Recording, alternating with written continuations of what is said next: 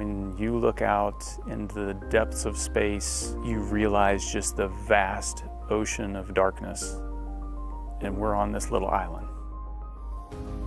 Without a doubt, when you are climbing on your rocket, when you're launching into space, when the engine cuts out and you get to look back at Earth, absolutely every sacrifice is worth it. Every dream is worth it. The entire road there is worth it. Every bit of it is worth it.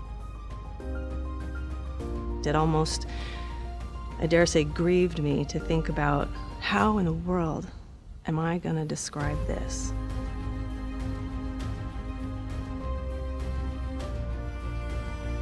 I will never forget that sight. The thin blue line of the atmosphere, the curve of the horizon. That's when it became real. Really, at a gut level, I'm actually in space. All life is connected on this planet, and everything I do is in one way or another going to affect someone else that I share this planet with, or some other creature that I share this planet with. The most significant realization to me was looking out and realizing not how far I was from Earth, but how close I was to Earth and how connected I was to Earth.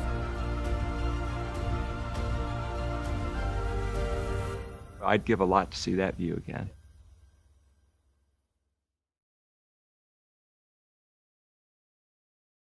The dynamism of the emerging private space industry, with its eye-popping aircraft designs and new approaches to launch, is rejuvenating excitement around space travel.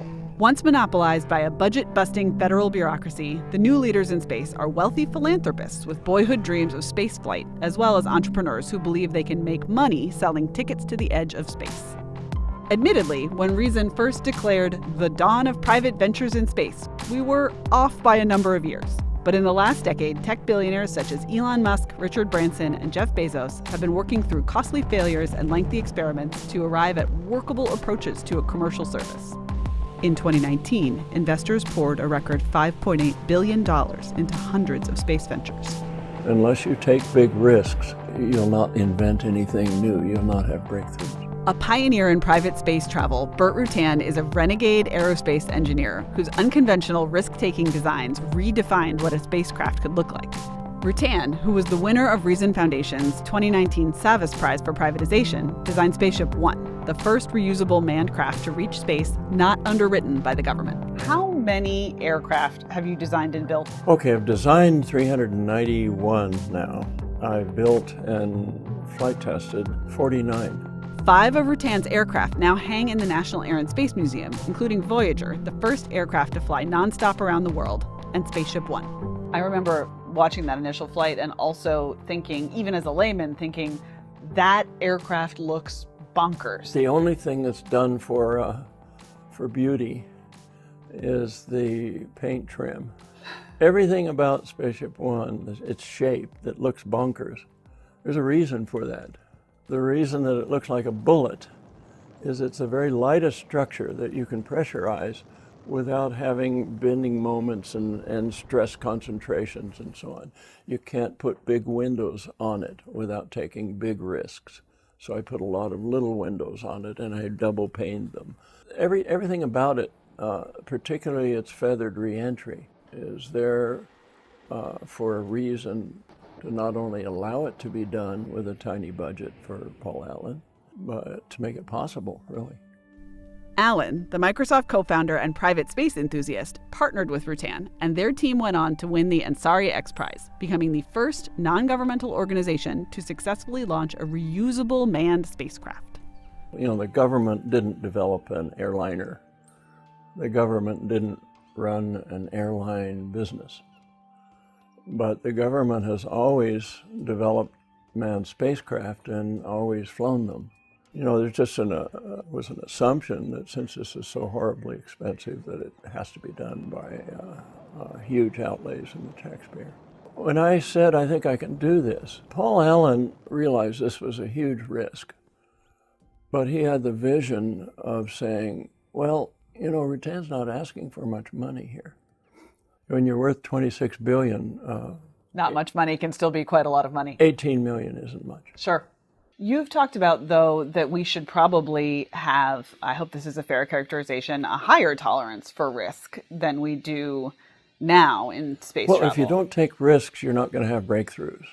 Bezos and Musk, even though the industry, the world, all the primes, all the governments had concluded that it's impossible to reuse rocket boosters, okay, they took enormous risks and tried anyway. And, you know, they all crashed at first and kept crashing, but wow, they figured it out. And now, by reusing rocket boosters, it changes the entire outlook on what's going to happen for the public as far as flying in space. Reusable rockets and similar advancements are largely being bankrolled by a cadre of billionaire philanthropists. Do you think it's fair to say that the fact that we have billionaires is why we have a private space industry? It's why we have a lot of things. There's nothing wrong with folk making huge amounts of money. For example, would we have an oil industry if it wasn't for someone that got very rich? Would we have had that? We'd be a third world country in terms of energy if it were up to the government and the taxpayer voting to fund it with their taxes. So I don't feel embarrassed that the first decade or two of space tourism is just something for billionaires to have as a toy or as a fun. That's all right. We'll figure out what they're for later on. Our freedoms in this country are enormous compared to any other country. What country could you, with your own money, fly your Tesla Roadster beyond Mars? You know, that's weird. Who would have thought that we'd ever see that? NASA wouldn't fund that. That couldn't be done in Russia. That was done because of the freedoms in America. It's all right for a guy to make horrendous profits. You know why? Look what they do with them. They not just create jobs, but they create the future. Elon Musk has said that what he's doing on rocketry is 100 times more important than curing cancer. Is he right? Well, if you cure cancer, you save, 14% of us. If you can colonize another planet and humans can learn to survive there, you could save all of us.